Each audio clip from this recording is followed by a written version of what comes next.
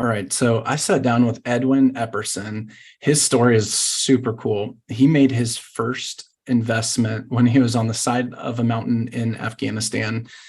Edwin was in the military for several years. He was also in special forces. Um, Super motivated, driven guy. He's teaching other people to invest passively. One of the really cool things about him, and on this show, I primarily talk to other multifamily syndicators, other people like myself that are buying apartment complexes and have investors that just are looking for passive investments. What Edwin does is he's actually a private lender, and so he will lend money to people trying to buy homes, trying to fix homes, flip them, wholesale, whatever it is. And so he's basically the bank. He's a private lender, and I really love his story and everything that he shared during the interview. So definitely check this out. It's an awesome episode, and thanks for listening.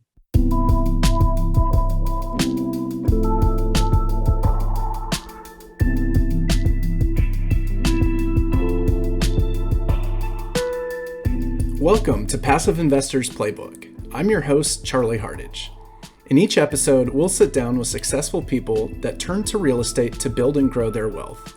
We do a deep dive into why they chose real estate and what makes it so attractive to them. We explore why people in their industry could also benefit from passively investing in real estate. Whether you're a beginner or an experienced investor, a doctor or a professional athlete, love your job or hate your job, our show is here to help you build a profitable real estate portfolio while maximizing your free time and minimizing stress. So sit back, relax, and get ready to learn from some of the best in the business. Welcome to Passive Investors Playbook.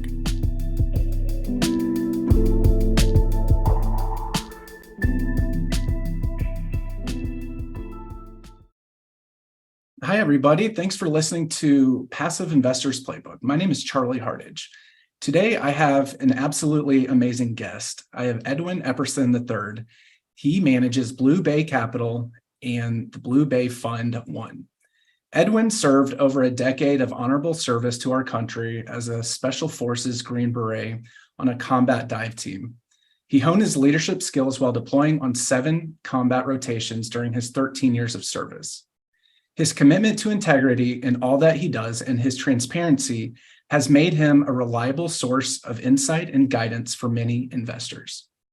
Throughout his real estate lending career of over 9 years, he has made over 100 loans, loaned out over 20 million of his capital partners' money, and created a private lending educational course that walks any person through the steps in how to make a safer and risk-mitigated loan, regardless of the amount of money that they have to lend.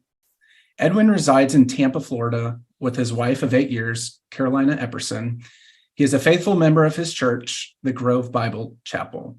Edwin, I am super pumped to have you today. I really enjoyed our conversation last week when we spoke and wanted to have you on the show. Thank you so much for being here. Absolutely, Charlie. It's my pleasure and honor to be here on the show and to discuss some real estate investing in general, and anything that's going on in the world right now. So, yeah, sounds good, man. I know I went over your bio, but do you mind maybe telling the audience a little bit more about you and your background? Yeah, absolutely.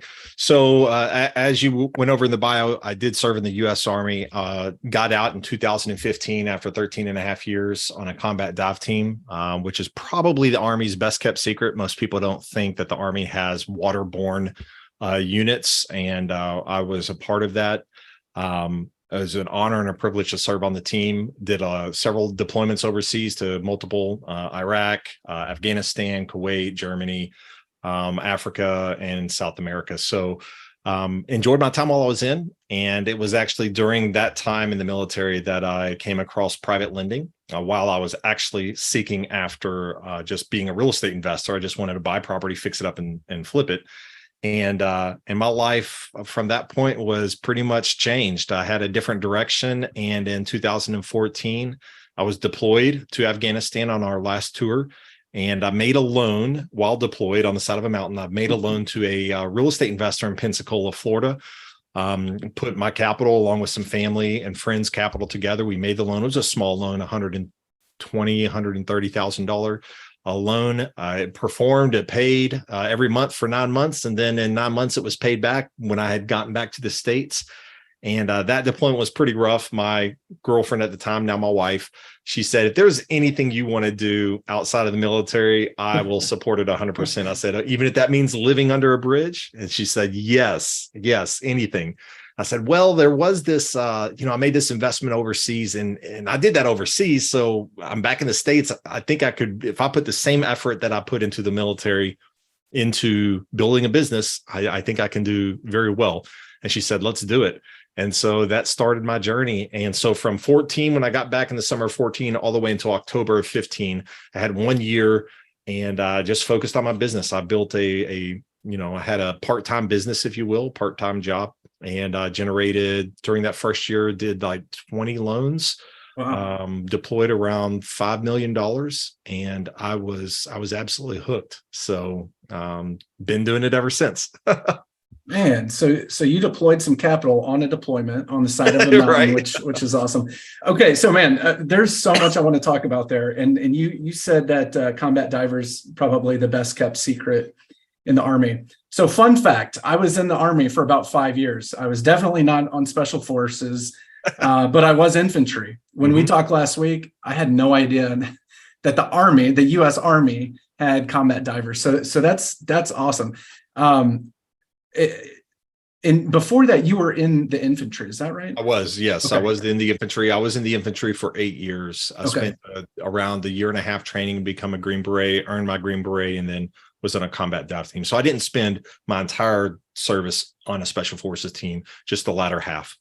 But their years, the special forces years, I think kind of like dog years, right? You age a lot quicker. I've heard that. I don't know if it's true, but well, I don't have a lot of gray hairs. I don't dye my hair. I don't have a lot of gray hairs. I have them in my beard, but yeah, it's probably true. Okay, so you how did you hear about private lending when you were in the military? Did you have buddies that were talking about it? Were you interested in real estate at that time, or how'd you learn about it? So in 2000, and I'm sure some of your listeners have probably heard some of these names. Of course, we've all read Rich Dad, Poor Dad. I mean, I don't think there's a real estate investor that has not cut their teeth in real estate that has not read any of the Rich Dad, Poor Dad series. So I consumed a lot of his books. Matter of fact, I just sent my oldest son all of my Rich Dad, Poor Dad books, which is like, I want to say like 12 or 15 different books that he wrote concerning, real estate investing and investing in general. And so I got a hold of Rich Dad, Poor Dad, read that in 2008. And then I read not Robert Kiyosaki. Sorry, that's Rich Dad, Poor Dad. Dean Graziosi. So Dean Graziosi he's an educator, a mentor, a coach now, but he also had a program and had a training program and books that were written on real estate investing, wholesaling and things like that. And so I read his book back in 2008. And so for like 2 years, all I did was I wanted to be a wholesaler. I want to be a fix and flipper. I actually wholesaled a few deals in Fort Bragg cool. Fayetteville, North Carolina. And so I wholesaled 2 deals there. I didn't really care for the wholesale. It's a very cutthroat business. Yeah. And you have to have a mind and a wheel of steel and sort of look past people's situation and the emotions and typically where they find themselves at. And I just didn't feel that was right for me. I just didn't think that I could be successful in that. However, I did like the fix and flip. So we're in Fort Bragg, North Carolina. I know, like most of your listeners, that if they are into real estate investing, the most common advice is go find a local real estate club, plug in, attend, get to know the people, network. And so that's, of course, what I did. And I went to a local real estate club. I could not tell you what it was in Fayetteville.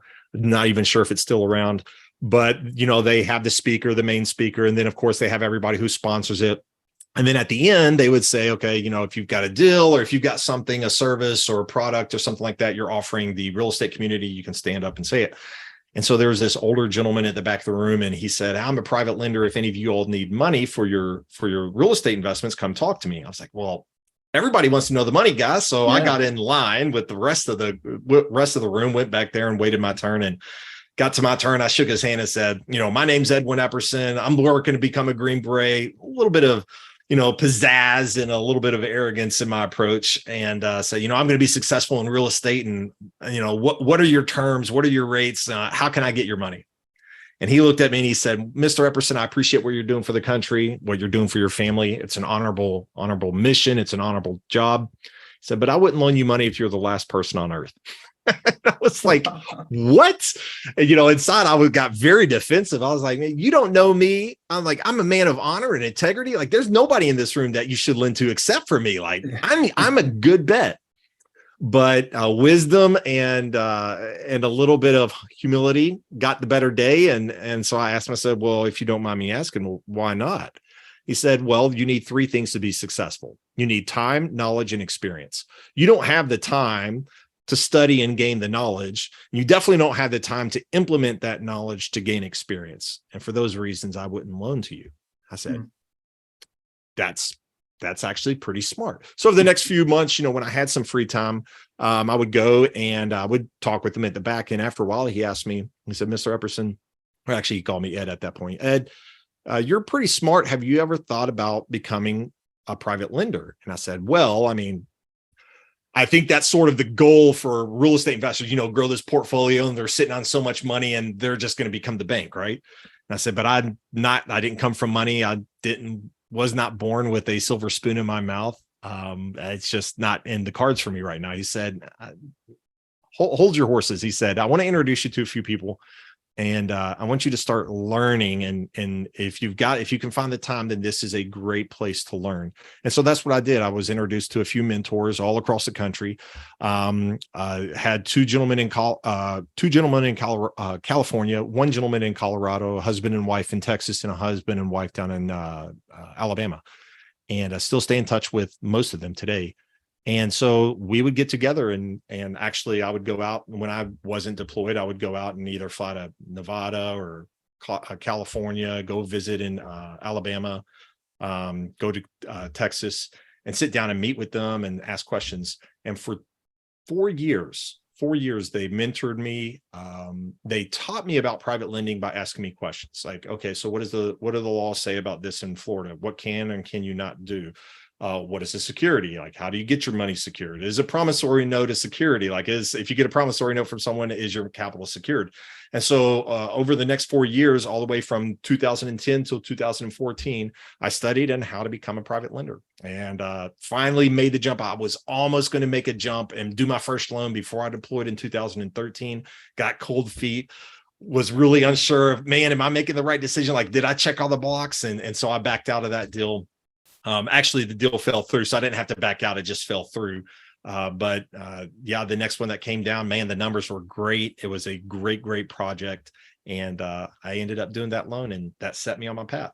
Dang, man, that's incredible. So do you think that man that you had spoken to at the local real estate group, if he lent you money, do you think you would have gone to the lending route yourself, or do you think you would be I probably would have gotten in trouble in law. Like, he would have had to foreclose on me because I had no clue what I was doing.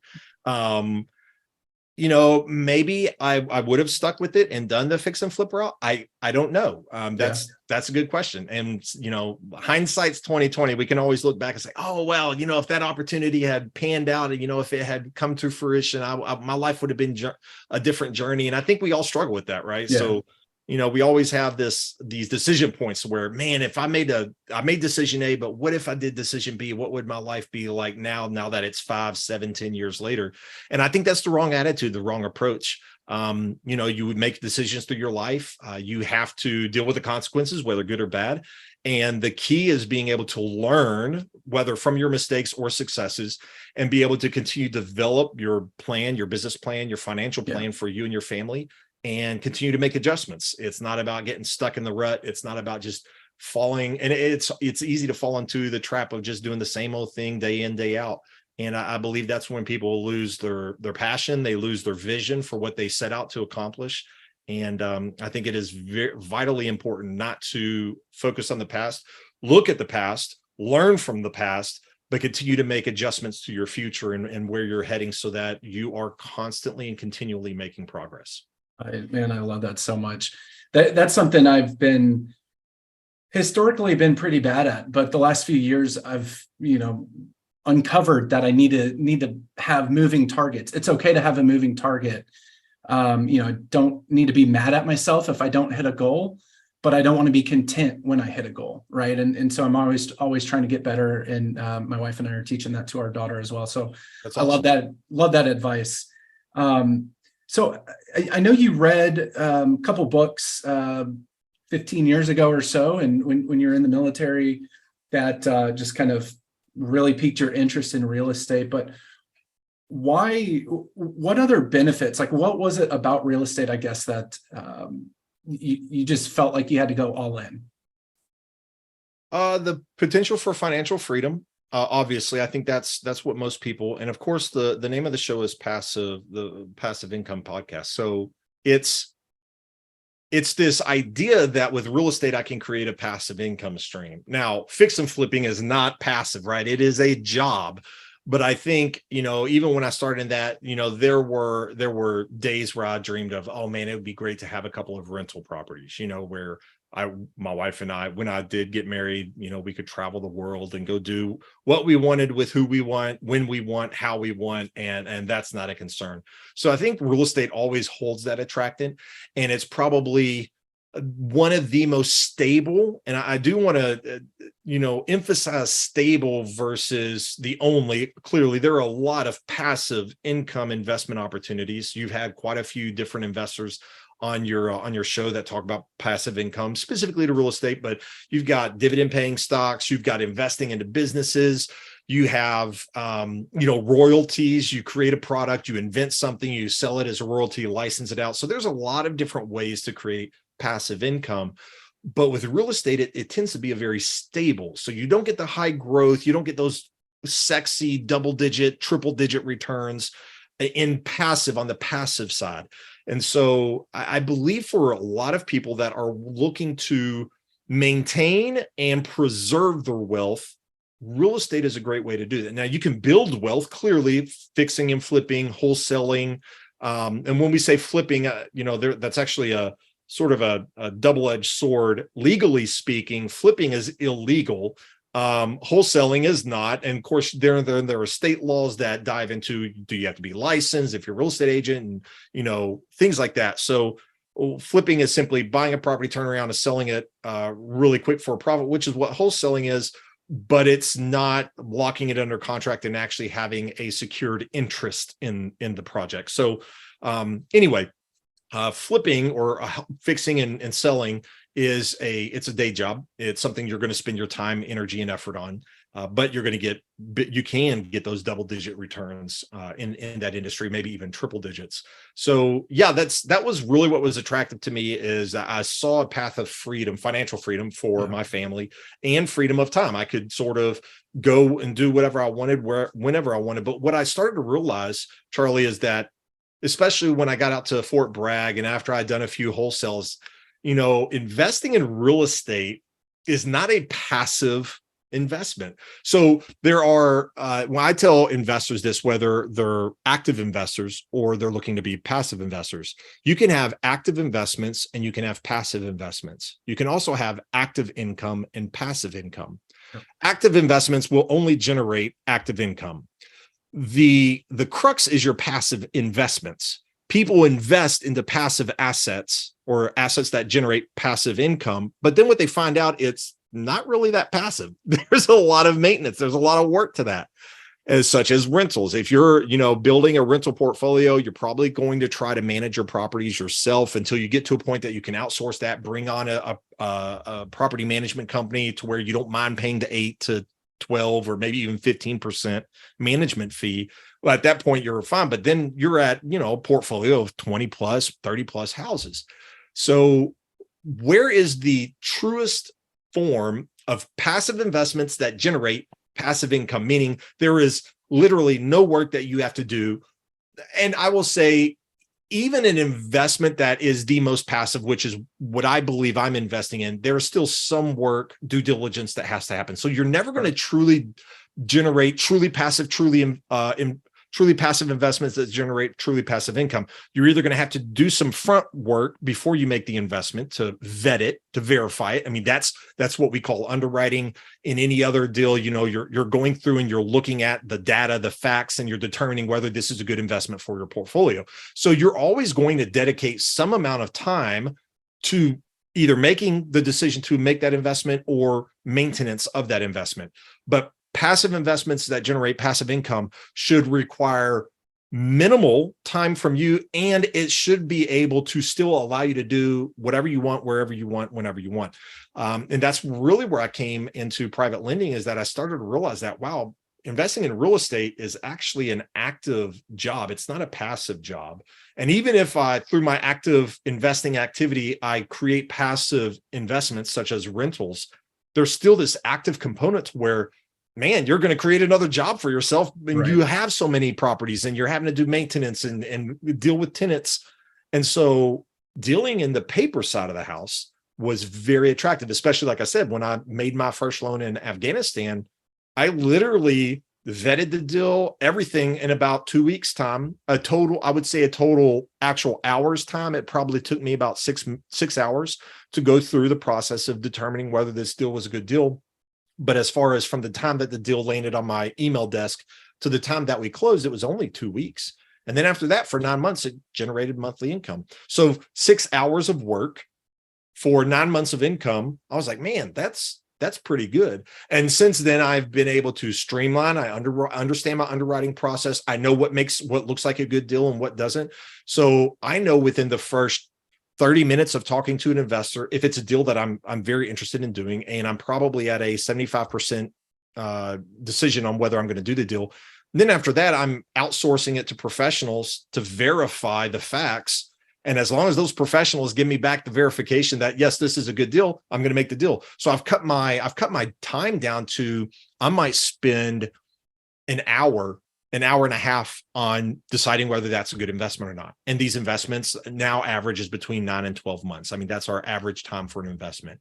So yeah, that's why I love the paper side. And it truly opened up that door for freedom of time, which is, I think, at the core of most people's desire to invest in real estate. Yeah, the financial side is attractive, and it's clearly you're not going to invest in real estate if you're only making a few dollars in passive income or even active income. But it's that freedom of time. It's that these dreams and imaginations that you have of, wow, I've got this real estate portfolio and I can go and travel to South America. I can go travel to Europe. I can be out on my yacht in the Caribbean, doing whatever I want, and the money's rolling in. So I think that's what keyed me in on the paper side of the business more than the actual ownership side. Yeah, man, that's amazing. I love your breakdown of the active and passive investments, because I on my show, I've had a lot of, people like me. I was in the same shoes of going the single family route first, and it's not passive, right? There's a day or two, where it's passive, and then even when you have a really good property management company, you're still doing a little bit, right? And to your point, Edwin, about there's really no truly passive investments.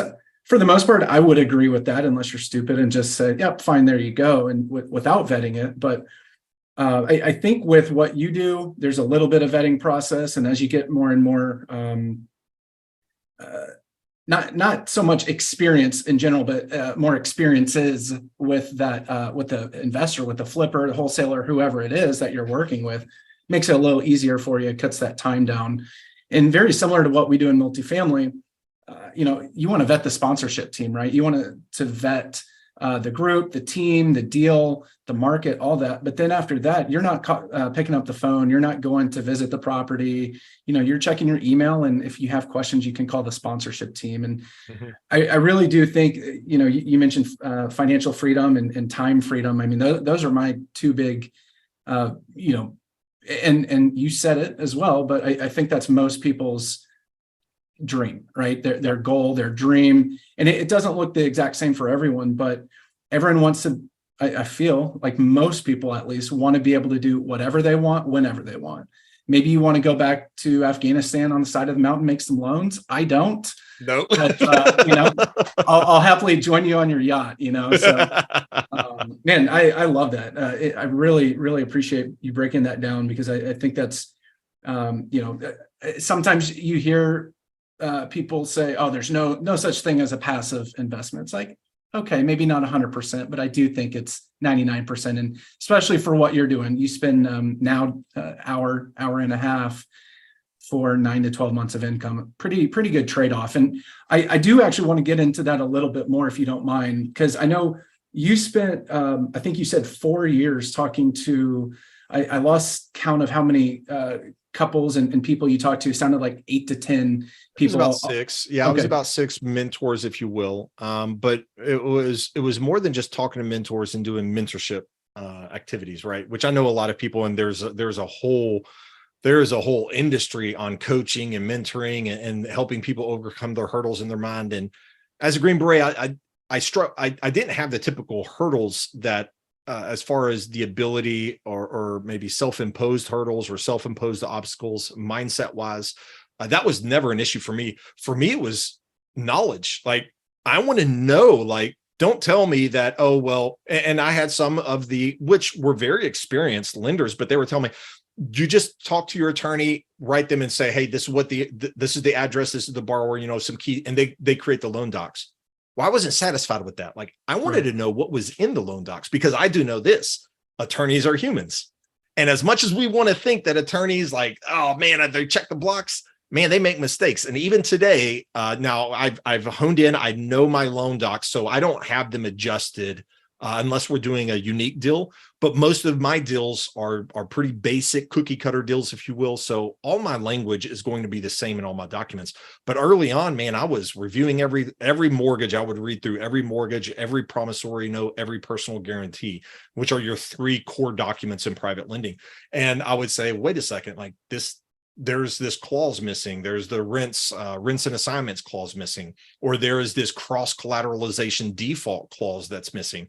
And so we were going through, and I was, taking, and here's the best thing about this, Charlie, is what I learned is that when you're on the lending side, when you decide to take the seat at the lending side of the table, it's not actually a side, because in real estate transactions, and this, there's a seller and there's a buyer. Most people think that that's both sides of the table, which technically there are, but there's a third side to the table, and that's the banker. And the banker is the table at where that transaction is happening. Like, the banker controls the table. Right. And what I started to realize is that, man, when you sit on the banker's seat and that table is your table, all the professionals, everybody that is needed for you to do your job, somebody else pays for, that blew my mind. That, because when you're looking to go real estate investing, you're going to have to pay for the inspection. You're going to have to pay for the general contractor. You're going to have to pay for your real estate agent to list the property. Now, you don't pay them maybe up front, but it's coming out of your profits. All of these things, actually, the real estate investor is having to pay for. Matter of fact, if the lender requires an appraisal, guess who pays for that? The real estate investor. If the lender requires title insurance, guess who pays for that? The real estate investor. If the lender requires insurance, which any lender worth their salt is going to require insurance. And by the way, the lender is going to be required to be as loss payee or additionally insured on that insurance purpose, which means that if something happens to the property, guess who actually gets the check? The lender. Right. Yep. But guess who pays for that? The borrower. And so my mind started my eyes, the scales, if you will, like Paul in the Bible, the scales started to fall from my eyes, and I started to look at the world of finance not as this insurmountable mountain that, well, only the most highly educated people at Harvard and Yale and USC can understand this. No, like anybody can understand it. And going way back now, so I'm digging myself out of the rabbit hole. That's the reason why, during 4 years, I was doing a lot of studying to understand the industry, to understand the process, because a lot of my mentors, they didn't have a guidebook. It was like they would ask me questions. We would discuss deals. They would share with me the deals that they were doing, and I would have an opportunity to ask questions. But, you don't know to ask the questions that you don't even know exist. Right. So like, I felt very restrained in my ability to gain knowledge just by going to mentorship, because I didn't understand the industry. And so that's what the 4 years were spent. It was actually understanding. I dove into law, case law here in Florida. I dove into actual English common law, which is the law that governs real estate transactions throughout the US, to understand about private lending. Like, what is it that why is it that bankers, or banking, if you will, as an industry, you go down to any downtown, look at all the big, tall buildings. Every single one of them are owned by banks. Every single big, tall building, the tallest buildings in downtown are owned by banks.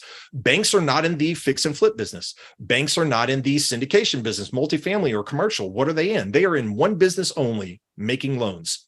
There's a reason why the biggest buildings in the world are not owned by fix and flippers and multifamily investors. And that's nothing to say against that. That's just the realization that I had, is like, there's a bigger game at play here that I'm completely missing out on. And so that's why I started down that path. I wanted a seat at the big table. I wanted a seat where really fortunes are made in multipliers, not just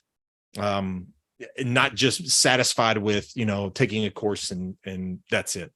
Yeah, man, I love that. And I love your analogy, because when you go downtown, doesn't have to be downtown, but usually downtown, the tallest buildings, banks, right? Mm-hmm. And they're the ones that create all the terms, all the terms of the loans. They're the ones that, don't want to say control the market, but they kind of control the market with interest rates, with how long mortgages are, et cetera, points, you name it. And there's one of the reasons I love real estate so much is because banks lend on it, and they will give you their money to buy a very, very safe asset like real estate.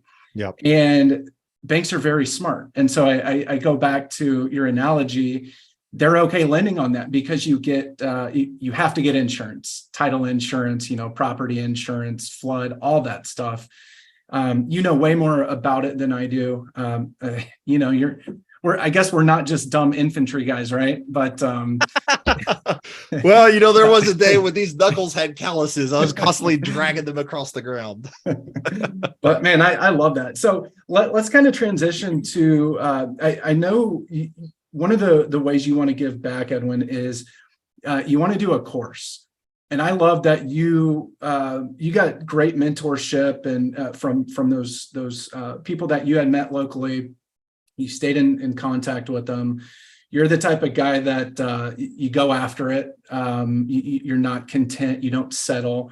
And so you learned a lot more. And now you're kind of repackaging that, I guess, or putting it in a package, because it wasn't packaged. You're putting that into a package, and you're trying to give the opportunity for other people to do the same, which is extremely admirable, because I feel like a lot of times, if you don't know where to start, you go and you pay for a very expensive mastermind because they have a really sexy ad or great social media. And do you mind maybe talking about your course, what we could expect to see from it and all that? I'm so interested in this. Yeah. So you're going to hold my feet to the fire on this one, aren't you? Oh, yeah.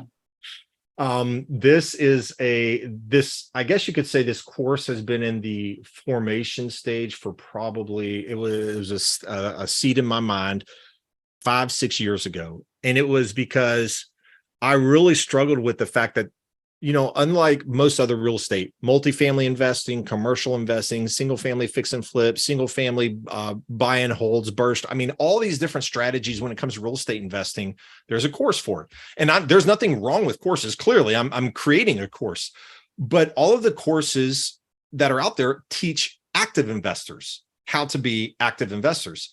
They don't teach passive investors or even those that want to be on the active. So I'm actually on the active side of private lending, because I'm actually going out, I'm generating leads or requests for loans, as well as I'm managing a fund. So capital investors that truly want to be passive invest in the fund, and then we manage their money for them in the loan secured to real estate. But there was no course, and I looked at a lot of places.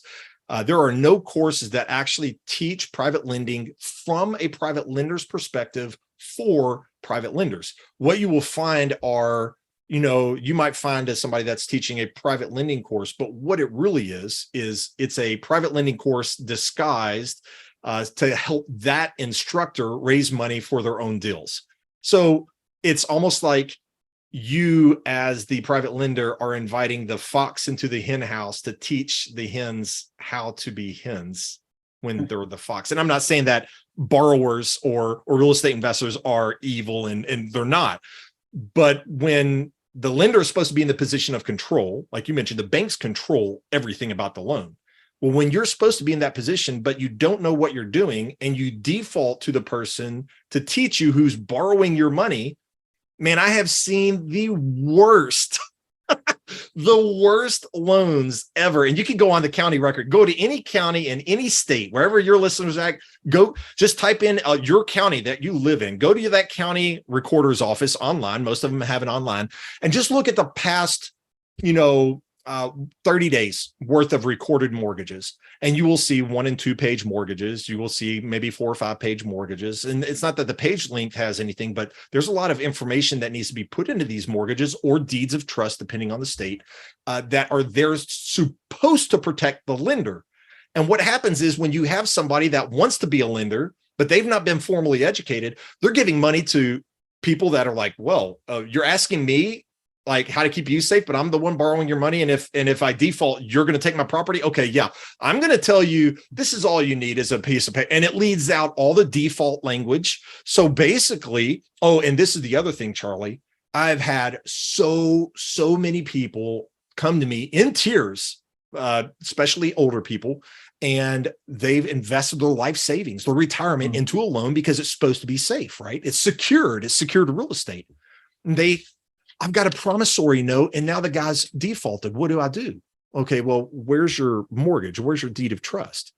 Well, what's a mortgage? What's a deed of trust? Well, did you have an attorney do your documents? No, the borrower said that we'll use his documents and that it would be secured with this promissory note. Ma'am, I'm sorry, but you have an unsecured loan. And in the world of lending, an unsecured loan is like, it's the worst. Like, you don't want to be in that position. So all that being said, that's the reason I 5 years ago, 6 years ago, I started to realize that there was no formal education. Like, really, private lending's still this really dark, mysterious gray fog that's over the real estate investing. And anybody that wants to get started in that, it's really like, hey, you're going to learn your licks by losing a lot of money. And let me tell you, lenders can lose money big time. So I started to put this course together probably about 1.5 years ago. It's a long course. It's not for the faint of heart. It's going to be 9 to 10 modules. Each module is anywhere from an hour to 2 hours, and it goes into detail over A to Z, how to make a risk mitigation, meaning you control your risk, you cover your downside, because that's what private lending is about. Private lending, people don't do private lending to earn these big returns and these great ROIs. No. Private lending is about mitigating your risk and protecting your investment. So my course will take somebody from A, who has no idea about private lending. Maybe they opened up a self-directed IRA or a solo 401k, some type of retirement account for the purpose of investing in real estate because somebody said, hey, you can do it. You can become the bank when you open up these retirement accounts. And so that's what they did, but now they have no idea what to do. My course will take somebody like that all the way through to the actual closing table and post-closing table when you're servicing a loan. What does the servicing look like and everything in between? Man, that's amazing. That's awesome. You also mentioned something in there. I have another question that I'll ask about this, and I'm sure the answer kind of depends. I definitely want to get into your fund because your fund is amazing. What's the minimum that someone would need to be a private lender? That is a great question. So fund is a separate conversation, right? Yeah. As far as a private lender, you can actually start with extremely small amounts, $5,000, $10,000. Now, here's the caveat. You're not going to be in a first position secured mortgage. And I will dive into that course. Like, what are positions? What are lien positions? Why is that important? What is the difference between debt and equity? And I know you're on the multifamily side. So most multifamily will go out and create a syndication. So they're raising capital from investors. And so, but where that capital is going to be used in the capital stack of a real estate transaction is extremely important. most of the time, and correct me if I'm wrong, most of the time a syndicator like yourself and your business partners, you all are going out and you're negotiating, you're finding a loan from an institution like a bank or a credit union or somebody like that that's going to provide you a first position loan because you can get a better interest rate, right? And then you're raising capital from capital investors that want to be passive. But when they put that money to work, they're actually a LP. If it's a syndication, they're typically an LP, or they might even be, well, some people might say, well, you just be you'll own equity in the property. Well, now you're looking at joint venture. In both cases, whether in a syndication or in equity, in 90% of the cases, especially in equity, it's always the case, they're actually investing in equity in the property, meaning that their capital is going to be used for the down payment, operating cost, possibly even paying the holding cost or the servicing cost of that first position lender, i.e. the institution, for a period of time until that unit or that asset is performing. It's generating cash flow to then pay for all of those fees itself. And then the investors clearly are getting a percentage of cash flow if that's it, and definitely the equity. So that is the overarching idea is that, well, if I'm going to be a lender and I'm going to be in first position, well, I have to have at least whatever the average, like the affordable house cost. You know, if I'm going to lend to a fix and flipper, you're going to be, I mean, there's very few markets anymore, maybe Detroit, where you could buy a property out flat for less than $25,000. So those days are long gone. So you're going to be lending money to an investor who's going to buy a property, probably build or renovate it. So your minimum loan amounts are typically going to be $50,000, $75,000, $100,000 minimum. And a lot of investors don't have that, but you can still do private lending. And I go over this in the course by creating a fractional note. Like you can participate. And that's what I did with my first loan. I actually created a fractional note. Now it's not, we'll go over that in the course, but it's where you partner with other individuals that want to be a private lender and you create a fractional note. You create this investment that they invest into, and then everybody is a lender on that deal. There's disadvantages and advantages to that, but a very long answer to your question. You don't need a lot of money. I would say that somebody who has $10,000, $15,000, $20,000 can become a private lender, but they need to have the knowledge and how to do that because you're actually entering a little bit more risky territory when you're creating a fractional note. There's a lot of questions that arise. Who's going to be in charge of servicing the note? If the note defaults, or actually when a note defaults and you're in a fractional scenario, who contributes to retaining the attorney, the creditor's attorney, who's going to take that loan through foreclosure? Because those are costs that actually incur, the lender has to pay for those up front. So there are a lot of scenarios that if somebody's going to go the fractional note route, they have to be aware of, but it's absolutely feasible. And then there are a lot of other unique strategies out there where you can be in first position for a very small amount. And we cover that in the course as well. Man, that's amazing. And by fractional note, that's not like half of a piece of paper. It's still like a full size, right? Okay. Yeah. Okay. So that's terrible. You're not getting a piece of paper like, okay, lender A, you get this corner and I'll take this corner. Yeah, no, it's all one piece of note. Hey, sometimes you got to break it down for me, you know? I know. I love what you said though, about the fund, kind of the debt equity side. And you mentioned first position, second position.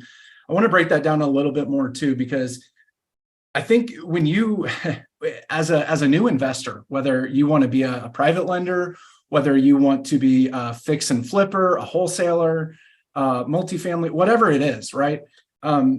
Heck, even a home buyer, if you just want to buy a property as a primary residence, you have liens, you have or a position. And so the bank, typically lenders like banks, credit unions will get first position because what happens if you default on that? They're taking the biggest risk because they're putting the most money out there. And so if you default, they sell their property, they get paid back before you do. Yeah. And then if there's a second position, so for just as an example, like a HELOC, if you have a home equity line of credit and you default, then first position, that primary lender gets paid back first. And then when they get paid back, depends. Okay. It depends. So it depends on the state and the foreclosure laws of that state. Okay. So there are three types of ways that states operate foreclosures. You've got a notice state, you have a race state, and then you have a notice race state. So a notice state is like Florida is a notice state, and there's you will find that most states that secure capital via mortgages, most of those states are notice states. States that record lent capital via deed of trust, most of those states are race states, with a few states that have a combination of notice and race. Depends on basically what security instrument you use to secure your capital. In a mortgage state, because it's a judicial state, so again, like all of these, like you're hearing all these terms, but a lot of them align underneath these two categories, whether it's a mortgage or a deed of trust state. Most mortgage states are judicial states. And in a judicial state foreclosure process, all the lenders, all the lien positions are given notice if any one lien holder is declaring foreclosure or filing foreclosure lawsuit. So in that case, yes, first position, second position, they're all paid off in position, in order of position of recording. And what I mean by position is at what time and date did your lien get recorded in the county recorder's office? So that's why title companies are really important. If you're going to be a private lender, go through a title company. Always have a title company handle, because what has happened is, let's say I'm going to loan you money, Charlie, and let's say you're an unethical person. Actually, let's reverse that, because I don't want to taint your name on the. So let's say, Charlie, you're going to lend me money and I'm an unethical borrower. And I say, Charlie, I've got this. I met you at a real estate club. You have some money. You're looking to become a lender. You don't have the knowledge, the time, or the experience to do the rehab, but you got the money. So you want to loan me the money. And I'm at the real estate club. I mean, who wouldn't trust somebody who you meet at a real estate club? Everybody must know him, right? So you loan me the money. And I'd say, Charlie, we don't want to go through a title company because there's extra fees. They're going to charge this. They're going to charge that. They're going to require surveys, all these things. You and me, I'll sign your piece of paper, and then you can record it at the county recorder's office. So I sign your paper. You give me your money. It's deposited in my bank account. I then send you the paper, or maybe you were even right there. Let's say you're right there, it's in your hand, but it's a Friday, and then Friday comes, and it's maybe in the afternoon, and you say, you know what? I'm going to go out with the family to the beach. We're going to celebrate, have a great time, have a steak dinner, wine dinner. We just made this investment. I'll record it on Monday. Or maybe you just get to the recorder's office and it's too late. They've closed. So you record your lien on Monday. The problem is that because I'm unscrupulous, and I now have a property that's free and clear, technically, right? Mm-hmm. I own it. It's on title, and there's no lien on the property. I go to somebody else and say, hey, listen, I've got this property. It's $100,000. I need to borrow just $60,000. That's 60% loan to value. But that investor's like, heck yeah. And so I do the same thing with them, right? Except for then I take theirs, because they're a really good buddy of mine, and I just met you at a local real estate club. I take their note as the borrower. I take their note and I go down and record it Friday afternoon. Now, you thought you were getting a first position, but then I default. My buddy, well, he's going to take the property. You're not even recorded. You have actually no interest, no recorded interest in the property, and your money is gone. There's literally, now you could take me to court and lawsuit, but that's a civil lawsuit. You have no security. And guess what? In a civil lawsuit, all I have to do is file this one little 2-digit or 1-digit little affidavit. You know what that's called? Chapter 7 or Chapter 14 bankruptcy. Bam, all unsecured debts completely obliterated.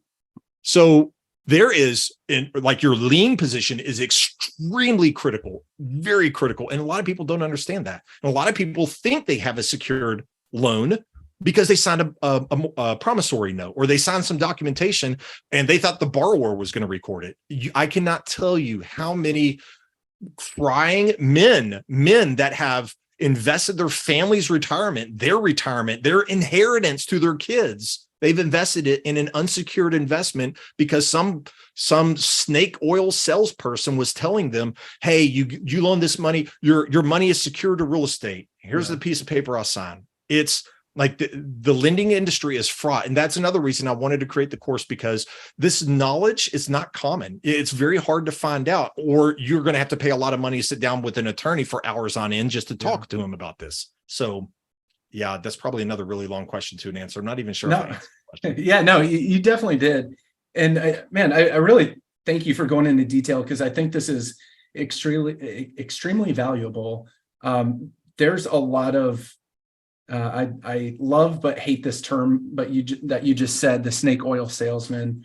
And I think there's people that want to sell someone their program, but then don't actually give you the meat and potatoes, right? And so exactly. Sounds like you're giving the meat and potatoes and not really trying to give them the sizzle or the snake oil. Well, I'm So all about the sizzle, right? The sizzle's yeah, it's got to be attractive. I mean, if I say, hey, this great meat, and I put this meat in front of you, but it's not cooked well, then it's like, I don't really want to consume it. So there's going to be sizzle, of course, but the goal is not this flashy, sexy course. The goal is to provide a ton of information and education so that those that do want to go out and become private lenders can confidently, when they get done with the course, they will confidently be able to make a loan, and know that I'm able to check all. I mean, we're going to have a checklist. You're going to have, for those that are like type A personalities, like I've got to get that checkbox checked. We're going to have a checklist. So it'll all be there for them. awesome.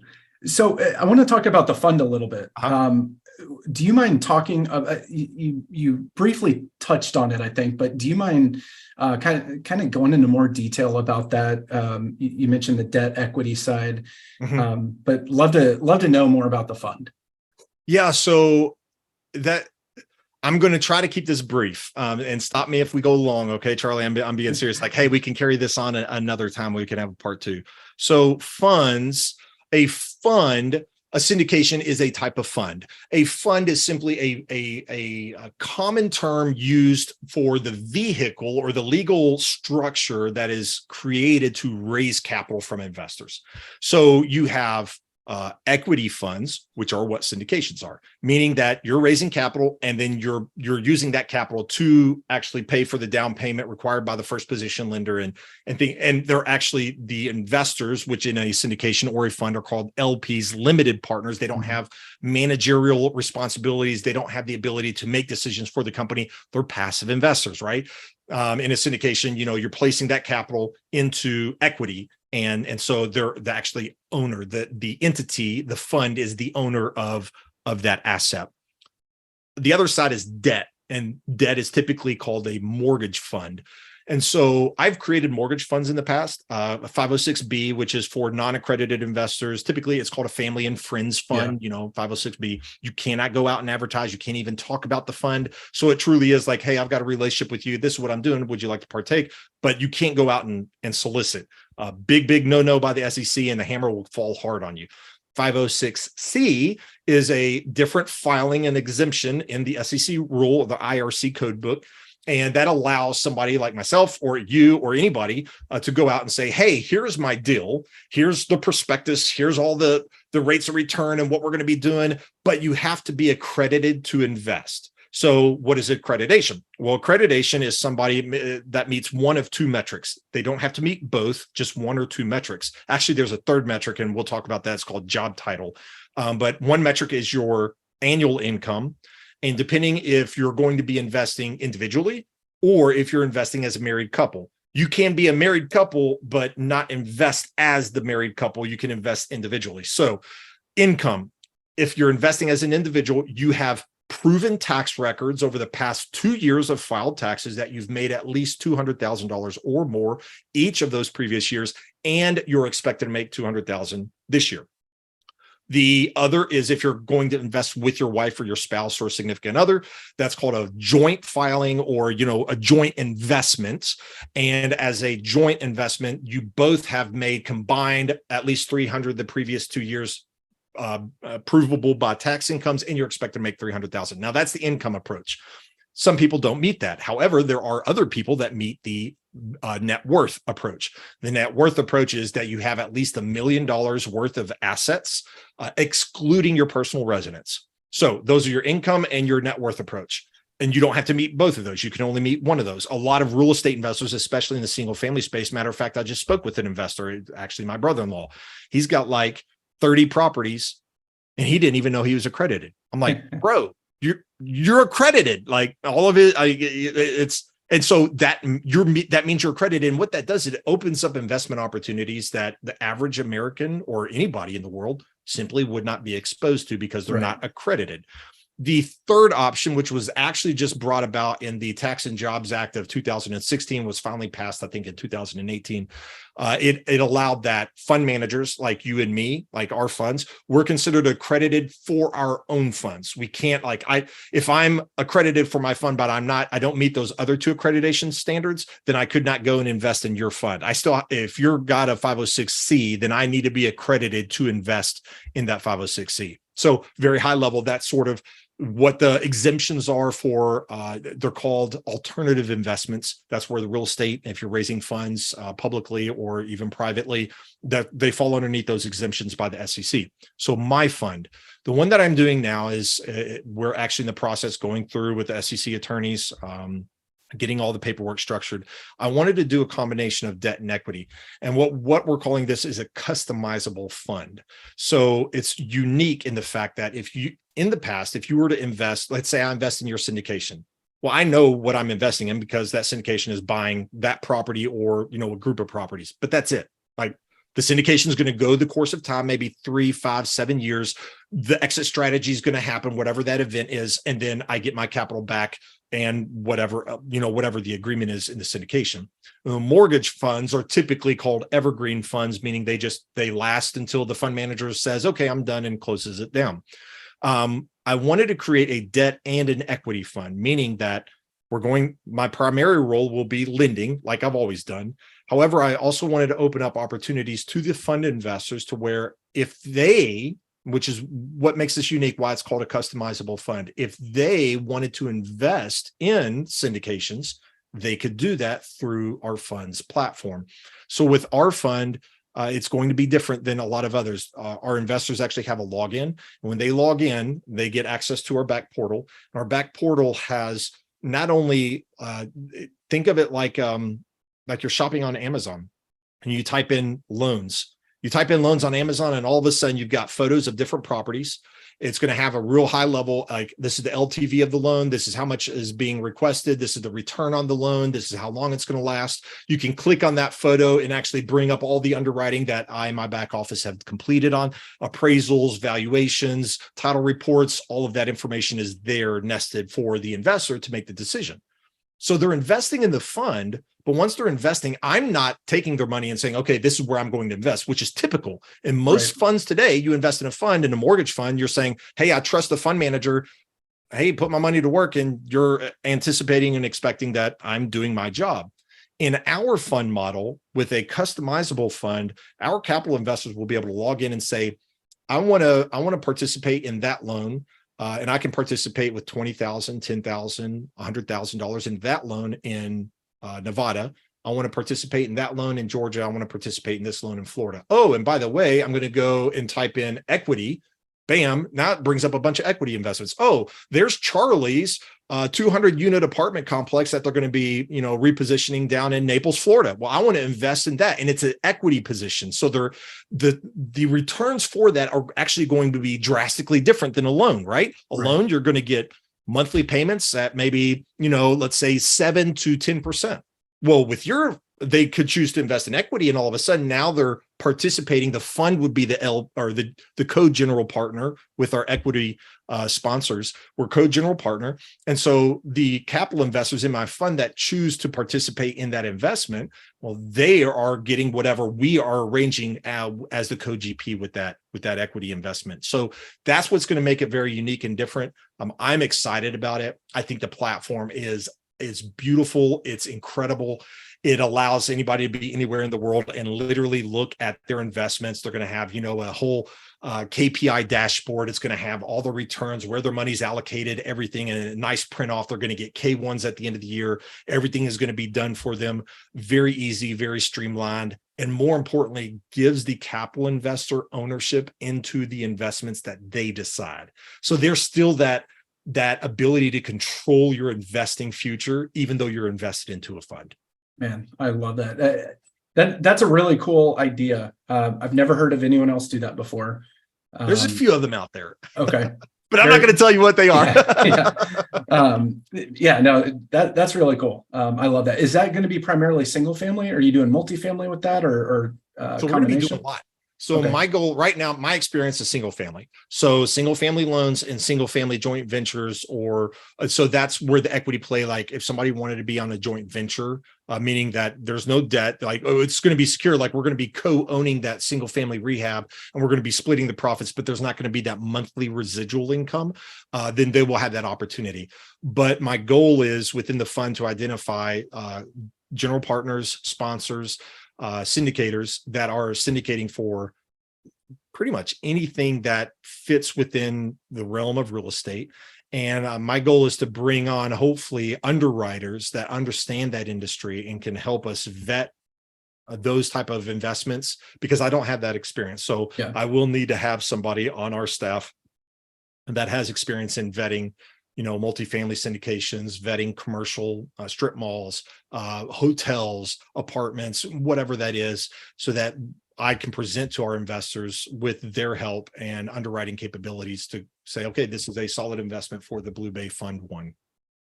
And that's awesome. Very cool. Edwin, I know we have a few minutes left, so I want to ask you about a recent book that you've read that really stands out: real estate, self-help, business, etc. I'm going to be honest, Charlie. I have not read a lot of books recently. The most recent book that I read is called Gospel Patrons. So it speaks to my walk with Jesus Christ and my desire to have the gospel, which is the good news of Jesus, preached throughout the world. So Gospel Patrons is a book that talks about businessmen, business owners, both men and women, that were instrumental in helping produce the Bible as we know it today and get the word spread out. So that's one of my favorite books. And it really spoke to, okay, what is the reason that I'm doing all this for? And I do believe Simon Sinek has a great YouTube video many years ago called Why, Your Why. And it's a great breakdown, but it still leaves like, so what is your why? What is my why? Like, why are we doing what we're doing? Why am I building a business? Why am I trying to create generational wealth? And it has to be for something more than just self. Right. And so for me, it was very much that book was empowering, and it gave me focus and a vision for what am I building and what's its purpose? What is it for? Because it has to last beyond my lifetime. And it has to be for something greater than just my personal wealth and family generational wealth. So that was a great book. As far as motivational, of a year and a half, 2 years ago, I read Jocko Willnick's book, his first one, Extreme Ownership.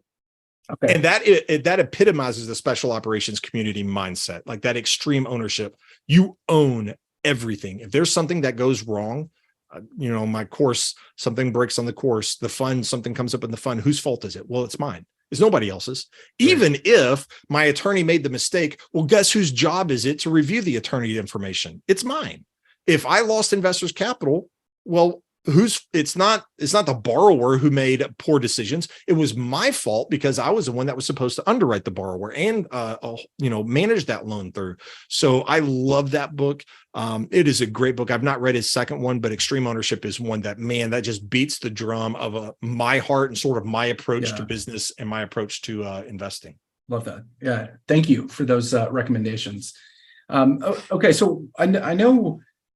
You're looking at doing the fund, you're looking at the course, educational course, but what else can people expect to see from your business over the next few years? Is there anything else? That is a lot, so I'm not taking anything away from you. I would say that's sort of my focus for the next 5 years is both of those. I also manage a crypto fund. Okay. So we invest in the cryptocurrency space, basically day trading. It's a methodology that a business partner and I created a few years ago. It's been great. I enjoy it. It's fun. It's something exciting. And, it's more adrenaline, especially when the market's doing this, than real estate. But I do believe that there is going to be some synergies coming about in hopefully the next couple of years, where we are going to start seeing integration between real assets, real tangible assets, and the digital space. Yeah. And that integration is going to, I believe, facilitate a lot of growth, technological growth, business growth. And I'm keeping my eyes on both of those markets. I believe that's something that is on the horizon. And I believe that, I'm desiring that my company will be at the forefront of whatever that looks like as it develops, and participating in both the digital and the tangible space, and as they're intertwined. Awesome. I don't know too much about the crypto space whatsoever, but my brother's a big fan, and so I listen to him, but honestly, kind of goes over my head. But he's like, I've got a brother like that too. You're like, you're just a tinfoil hat wearing dude. No, he gets it. I don't. I don't know. It's always kind of eluded me, I think, but that's okay. I can be wrong. It hasn't happened yet, but all right. So Edwin, what's the best way for people to reach out to you? I am very active on social media, but only 2 platforms. And, I need to get with the generation. I guess the younger generation is all about Instagram. Instagram. I don't know. I've got a Facebook page, Blue Bay Capital, so the @ Blue Bay Capital FL is where you can find my company on Facebook. And then, of course, LinkedIn. You can look me up on LinkedIn. I love to connect with professionals on LinkedIn. Edwin D. Epperson III. Awesome. We will put that in the show notes. You mentioned Instagram being the where the kids are at. I don't younger know, generation. I say kids, yeah. like I'm 42, so I mean, somebody that's 30 is a kid to me. I actually just got on Instagram a couple months ago. I think I had like 7 posts. I just don't get it. But anyway, I will make sure that those are in the show notes for you. You mentioned the website as well. That'll be in there. Man, I've learned so much from you. I know when we spoke last week as well, I just had such an amazing, I thought it was a great conversation. I learned a lot from you. I love the whole private lending side. I think in something that you mentioned was ultimately that's the goal for everyone, right? Is to not even do the active or the passive side of real estate, but be one step above. So now you don't have a seat at the table. It is your table. I love Exactly. that. So, man, thank you so much, really, for being here. Thank you for your service. You SF guys, totally different breed. And you mentioned something about having to overcome mindset. I just kind of how that wasn't an issue for you, and I just kind of chuckled. I'm like, yeah, that's 0.1% of the population right there. So, man, you're definitely an inspiration, and I really appreciate you being on the show. Absolutely. No, thank you for having me, Charlie. Love to be on. And if you ever have a desire to talk about more things in the future, we'd love to come back on, man. Yeah, sounds good. Thanks. Have a great day, man. Absolutely. You too. Thank you for listening to today's show, brought to you by H&K Investment Group, your home for passive investing. If you want to learn more about how you can invest with us, please check out our website at hkigllc.com. Don't forget to like this episode and subscribe to our podcast. Please leave us a review to let us know how we are doing. Feel free to connect with me directly on LinkedIn or Facebook. As always, I'm your host, Charlie Hardage. Catch you next time.